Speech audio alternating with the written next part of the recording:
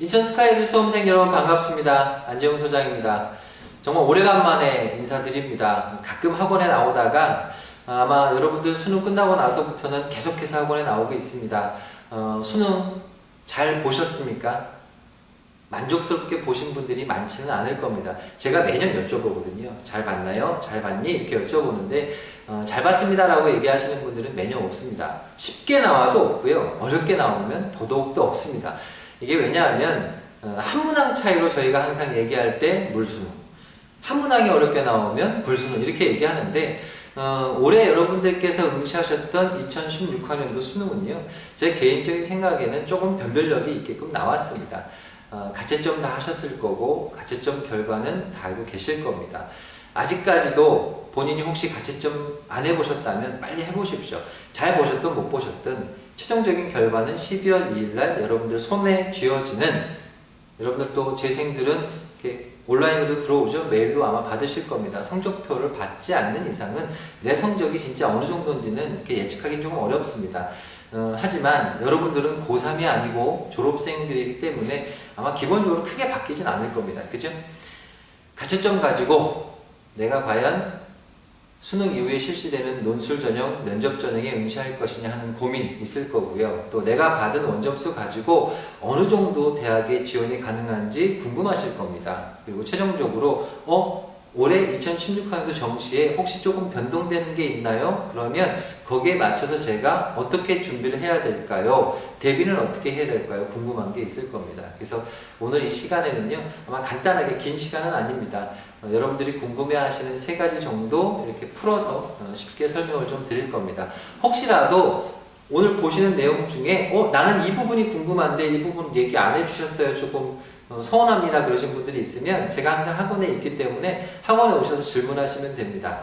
자, 원점수 체크 다 하셨죠? 그리고 논술 전형도 아마 보시고 오신 분들도 있을 겁니다. 지금 촬영하는 시점이 수능 끝나고 그 주 일요일입니다. 아마 탑재가 되면 여러분들께 또 보시면 마지막 주에, 다음 주죠. 고려대학교 이화여대부터 시작해서 마지막에 이루어지는 논술 또는 면접 전형들이 남아 있으니까요. 판단을 좀 잘 하셔서 내가 최종적으로 논술과 면접 전형의 응시를 어떻게 할 것이냐 열심히 또 준비하셔야죠. 아마 시기적으로 보면 응시를 또 하고 오시는 분들이 있을 거고요. 1차로 학원에 오셔서 상담 받으신 분들도 있을 겁니다. 그런데 아직까지 조금 내 성적이 안 나와서 선생님들 찾아뵙고 얘기하기도 조금 죄송하고, 또는 내 원점수 체크하기가 조금은 민망해서 아직까지 질문 못 하신 분들도 있을 것 같아서 이렇게 말씀을 드리겠습니다. 자, 첫 번째, 페이퍼 보고 계시죠? 저희 탑재되어 있으니까 다운 받으십시오.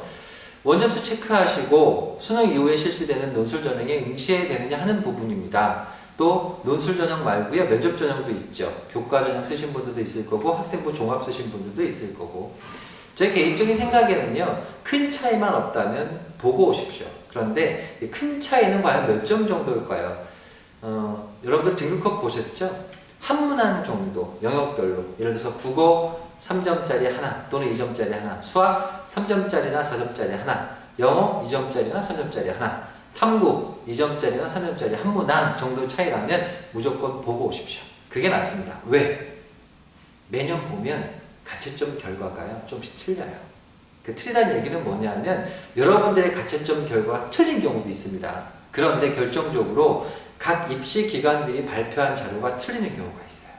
그래서 그 결과 때문에 큰 차이가 나지 않는다면 두 문항 정도, 예를 들어서 3점짜리 2개 또는 2점짜리 두 문항 정도의 차이가 아니라면 실제 여러분들 최저영역 기준은 수능 4개 영역 중에 3개 영역 또는 2개 영역이 있죠. 그래서 차이가 한 문항 정도라면 무조건 보고 오시는 게 낫습니다.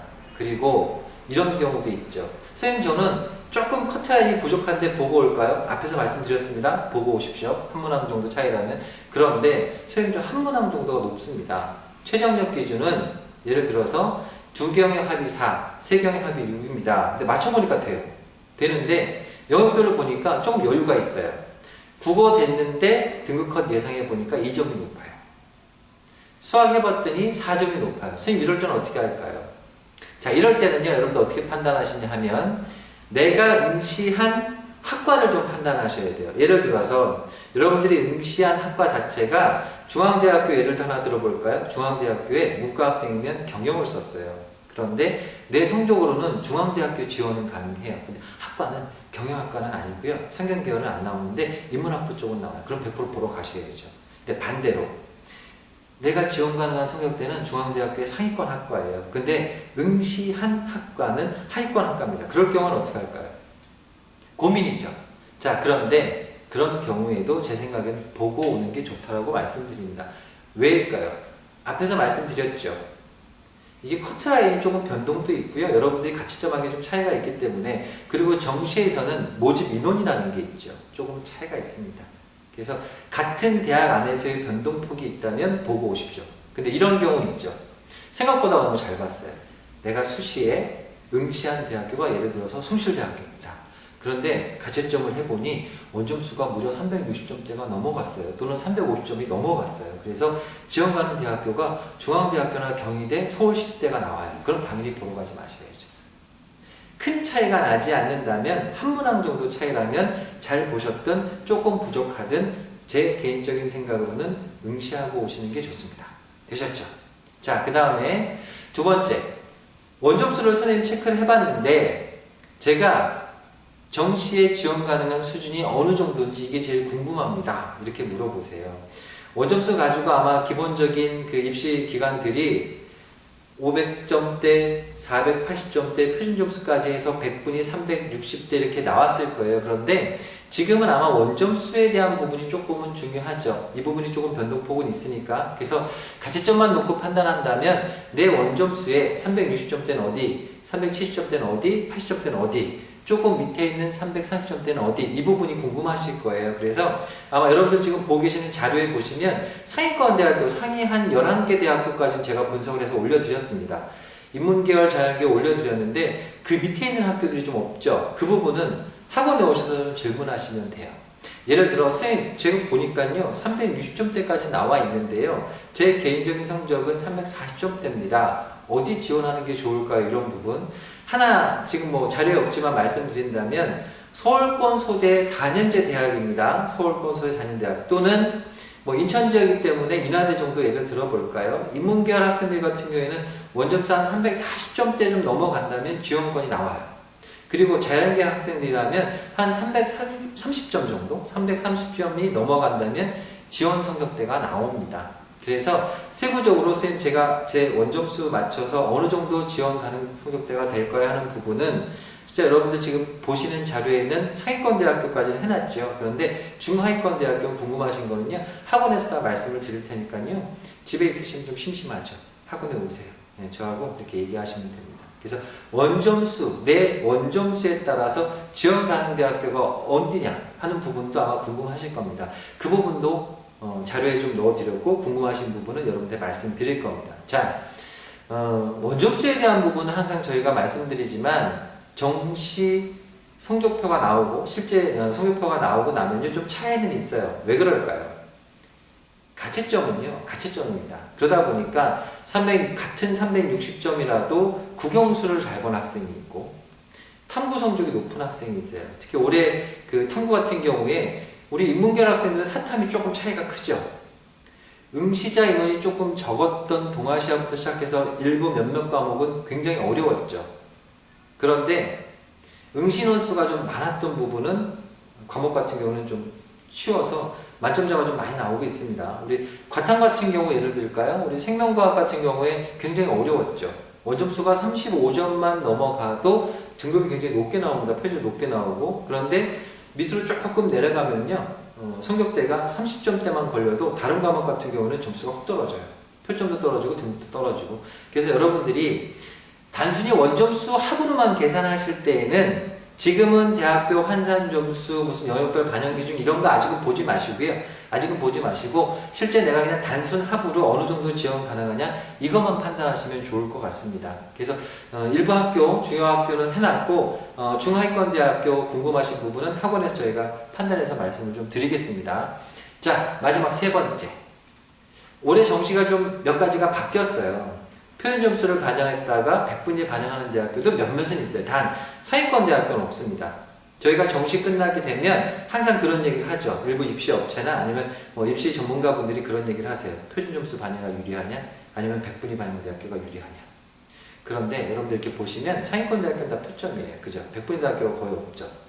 그리고 중하위권 내려오면 표점과 백분위 대학교가 혼재되어 있어요. 여기서는 좀 있죠. 그래서 원점수 한 340점대에 걸려있는 학생들은 표점이 유리한지 백분위가 유리한지 판단해 보셔야 되는 거. 그리고 연별 가산점이 있는지 아니면 반영 비중이 어디가 센지 이런 것도 보셔야죠. 뭐 예를 들어서 숭실대학교 같은 경우에 인문계열 학생들은 수학 반영 비율이 좀 적죠. 그 다음에 자연계열은 국어의 반영 비율이 좀 적습니다. 이러다 보니까 내가 목표하는 대학교의 영역별 반영 비율이 어떤지도 판단해 보셔야죠. 가장 중요한 거는 제가 페이퍼에 이렇게 다 넣어드렸는데 군별 변동을 좀 보셔야 돼요. 이 군별 변동이 왜 중요하냐면 실제 내가 지원하는 학교와 비슷한 성적대에 있는 대학들은 대학이 하나가 이동을 하면은요 같은 라인에 있는 성적대의 대학교의 성적대가 올라가거나 또는 떨어집니다. 뭐 예를 들어 중앙대학교가 올해는 다군의 모집 인원이 많이 늘었어요. 작년까지는 다군의 모집 인원이 그렇게 많지 않았는데 그러다 보니까 실제 가군의 모집 인원이 다군으로 많이 변동을 했습니다. 그러면 가군에서 중앙대학교와 같은 라인에 있는 한양대학교, 경희대학교, 서울시립대학교의 경우 커트라인이 올라갈까요? 경쟁률이 올라갈까요? 떨어질까요? 경쟁률이 올라가죠. 왜? 쓸 수 있는 학교가 이동했기 때문에. 그리고 커트라인이 좀 올라갈 수 있죠. 자, 그 다음에 숭실대학교 같은 경우에도 군 변동이 좀 있습니다. 나군의 모집이 좀 늘고 이러다 보면 나군에서 같은 라인대에 있는 학교들의 성적대는 좀 떨어질 수 있어요. 없던 학교가 나왔기 때문에. 그러면 나군에서 예를 들어서 비슷한 성적대에 있는 학교들은 작년에 백분위 85가 붙었다면 올해는 숭실대학교가 들어오면서 좀 떨어질 수도 있죠. 민감한 부분입니다. 그래서 군별 변동도 확인해 보셔야 돼요. 분석을 해서 넣어드렸습니다. 혹시 페이퍼에 없는 학교들은 또 오셔서 질문하시면 돼요. 자, 이렇게 해서 전체적으로 첫 번째 원점수 체크하셔서 내가 대학별 고사를 응시해야 되냐 아니면 응시하지 않아야 되느냐 이 부분 말씀드렸죠. 뭐라고 말씀드렸죠? 한 문항 정도 차이라면 잘 보셨든 못 보셨든 보러 가셔라. 자, 두 번째 내 원점수 가지고 지원하는 대학교 파악해 보셔야 된다고 말씀드렸습니다. 파악해 보셨죠? 그런데 지금 페이퍼에 없는 학교는 어떻게 학원에 오시면 말씀드릴게요. 정시때까지 말씀드렸습니다. 마지막 세 번째 내 원점수 가지고 체크했으면 내가 대학까지 판단이 됐죠? 그렇다면 뭘 판단해라? 2015학년도와 16학년도에 조금은 변동되는 부분을 파악해라. 첫 번째, 표준점수 반영이었던 학교가 혹시 백분위로 반영하는지, 두 번째, 영역별 반영 비율이 바뀌었는지, 세 번째, 군이 바뀌었는지. 이 세 가지만 파악하시면 12월 2일날 성적표가 나올 때까지요 여러분들이 하실 수 있는 부분은 다 파악하시는 겁니다. 이렇게 해서 간단하게 세 가지 말씀을 드렸습니다. 지금 이 시점에는 제 개인적인 생각으로 부탁드리고 싶은 거는요 너무 마음에 두고 있지 마십시오. 원점수를요. 어차피 받은 겁니다. 변동은 좀 있을 겁니다. 특히 우리 성적대가 조금 낮은 예상 백분위가 80대 조금 밑으로 내려갈 걸로 생각되는 원점수 한 330점대 미만인 학생들은요 점수 폭이 또 커요. 생각보다. 왜? 가채점 안 한 학생도 있고요. 한 학생도 있지만 조금은 이게 내가 2번 썼는지 3번 썼는지 모르는 경우도 있거든요. 그래서 중하위권의 성적대에 해당되는 학생들이라면 꼭 학원에 오셔서 상담을 받아보시고요. 상위권에 있는 원점수 380이 넘어가거나 또는 370점 이상인 학생들은 기본적으로 변동폭이 좀 적어요. 그렇다면 아까 말씀드렸던 두 번째 대학별 지원관 성적대가 어디냐? 세 번째 내가 지원하고자 하는 정시에 변동폭이 있느냐? 백분위냐 표준점수냐 또는 영역별 반영 비율이 바뀌었느냐? 마지막 세 번째로 군이 변동이 되느냐? 이것만 파악하시면 12월 10일까지는 12월 2일까지는 여러분들이 하실 수 있는 건 다 하신 겁니다. 자, 간단하게 말씀을 드렸고요. 혹시 여러분들이 더 궁금하신 게 있으면 학원에 와서 질문하시면 제가 말씀을 드리겠습니다. 학원에서 여러분들 기다리고 있겠습니다. 자, 수능 보시느라고 고생하셨습니다.